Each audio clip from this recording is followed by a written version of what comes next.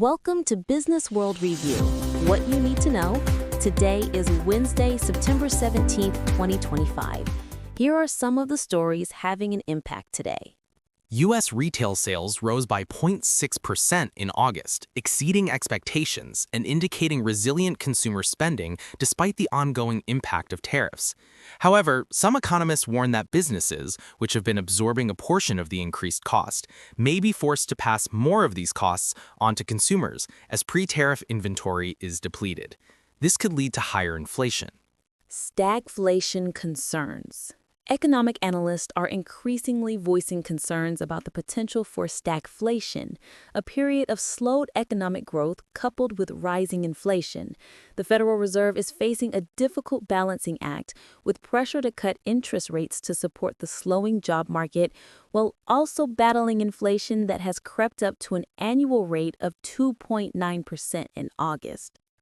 Long-term unemployment, defined as being out of work for 6 months or more, has reached a post-pandemic high. The number of people in this situation has nearly doubled since early 2023, signaling a cooling labor market where, while layoffs are not spiking, it is becoming significantly more difficult for the unemployed to find a new job.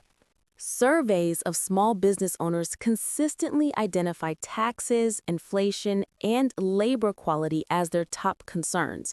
A potential tax hike is looming for small businesses if the 20% small business deduction is not made permanent. Stock market performance. U.S. stocks have been hovering near record highs as investors anticipate a potential interest rate cut by the Federal Reserve. Corporate news, including earnings reports and strategic announcements, has driven some individual stock movements.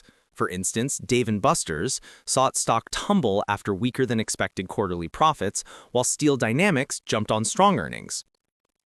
Factoring can meet the working capital needs of businesses by quickly converting accounts receivable into cash.